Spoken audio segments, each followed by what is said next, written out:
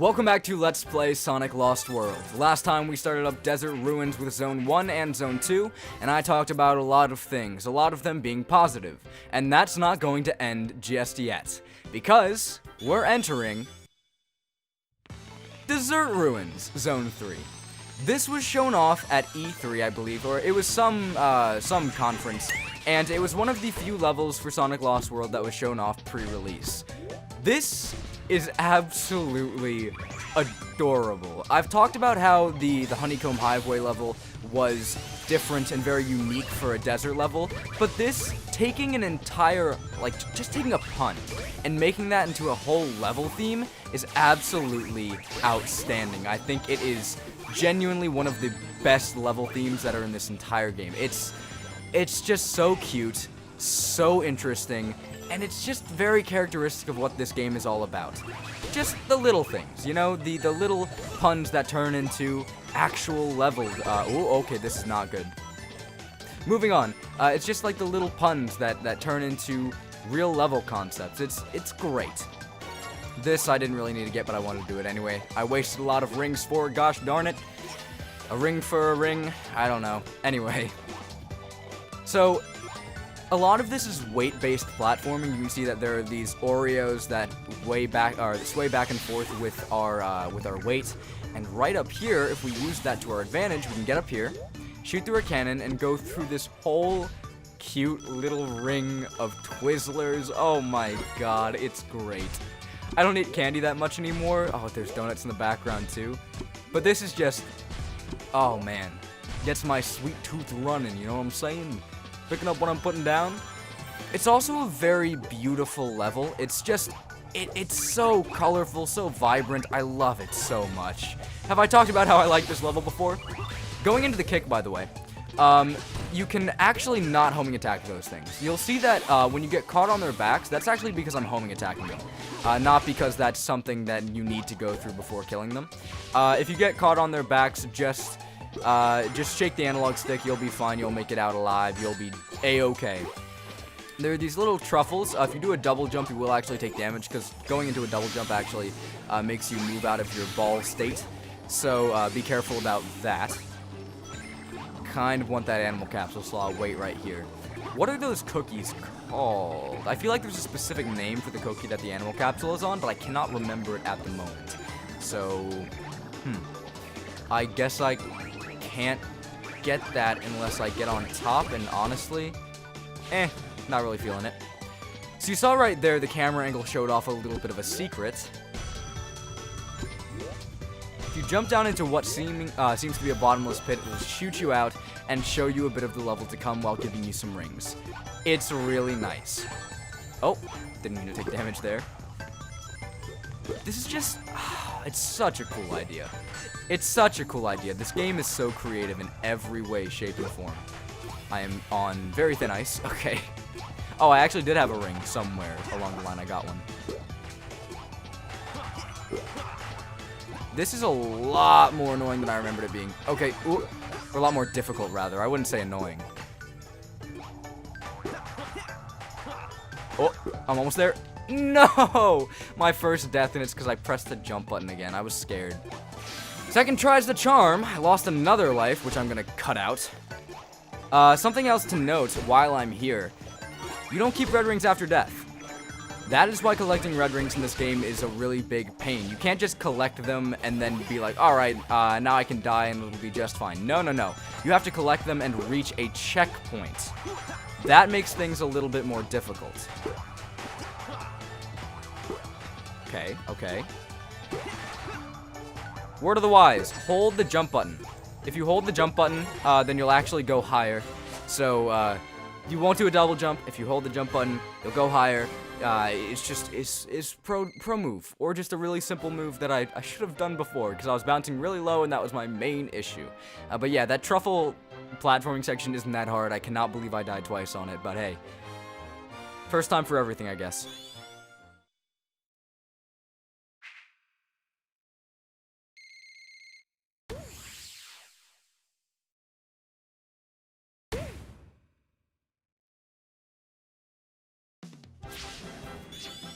Oh, what the heck? It's telling me. Okay, so another annoying thing.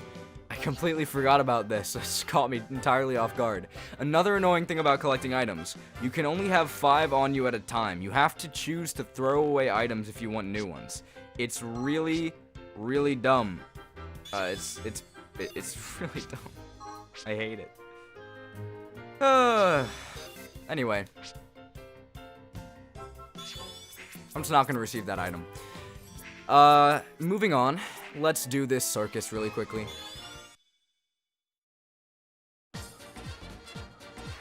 Oh, this is entirely new. Whoa, okay.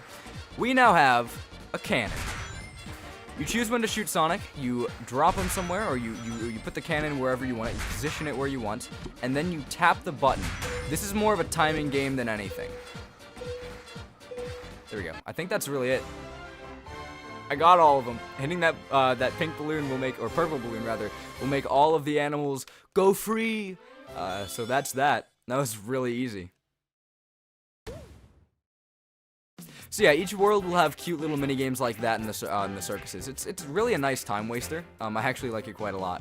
But enough is enough. We're going in to deal with that fat guy once again.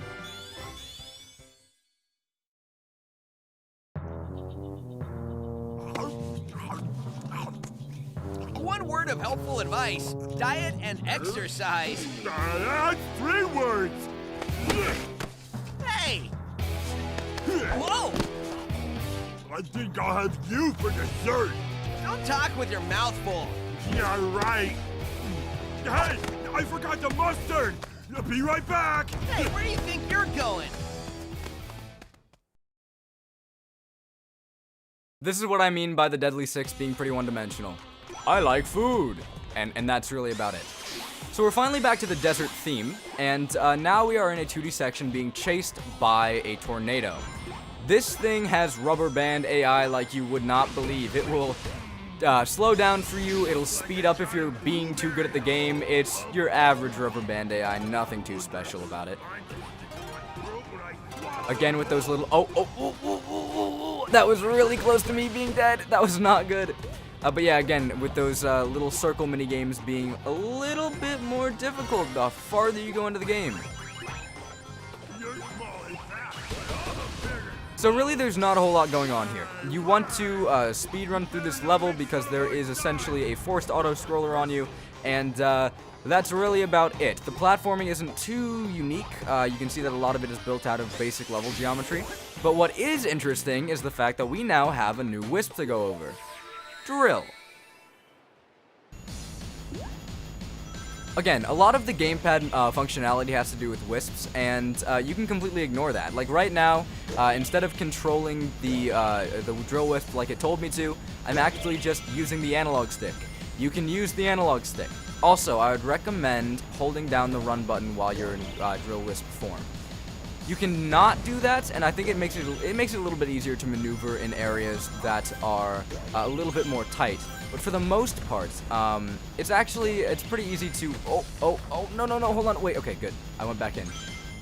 It's a little bit easier to get past a lot of these obstacles when you are just holding down the run button the whole time. Something really cool about Drill Wisp, because Sonic Lost World does get a few things right with the wisps. You can jump out of the ground and jump between pieces of dirt. That is really freaking cool. I actually like that a lot. It's something that doesn't slow down the pace at all. In fact, it does it significantly better than Sonic Colors, where whenever you left the ground, it would just cancel the wisp in general. But no, it allows you to continue doing what you were doing, continue moving quickly. It's a lot of fun. I don't think people give enough credit to the Drill Wisp specifically. I am dead. Lovely.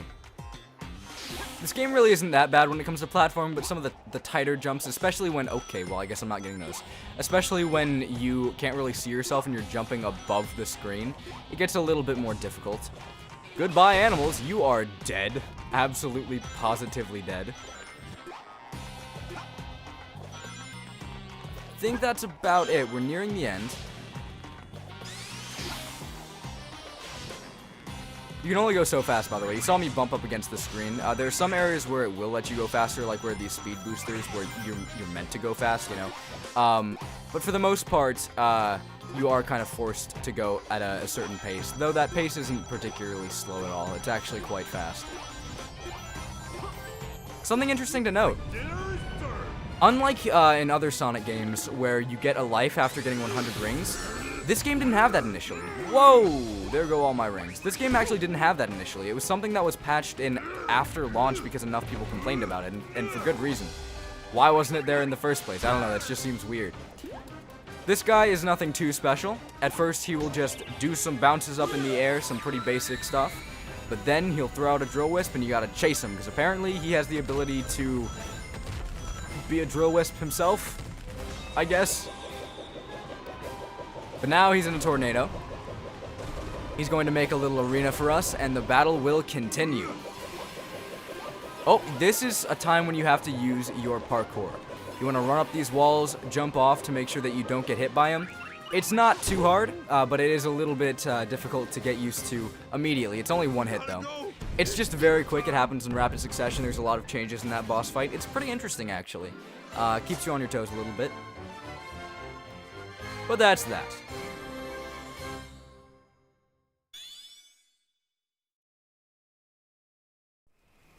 I hone your abilities. I equip you with the most powerful mechs I can create. I even give you a giant sandwich. And you still disappoint me.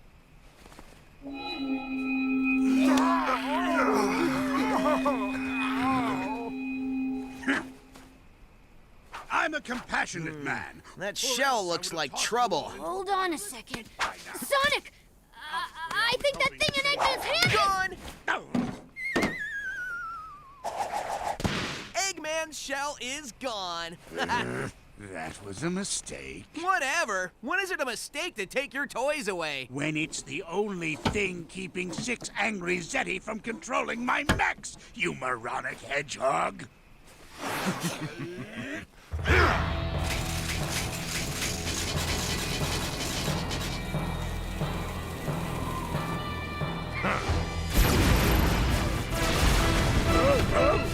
Strike, brothers! Make the fool pay for our abuse and enslavement.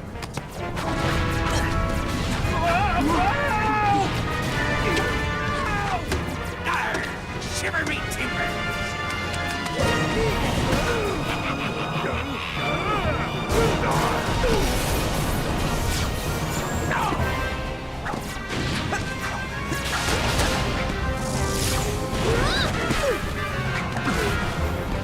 I hate to run away from a fight, Tails, but I don't want to see you get fried. Not getting fried would be nice. Orbot! Killbot! We are leaving! Oh, man, I should have listened to you, Tails. Oh, you think?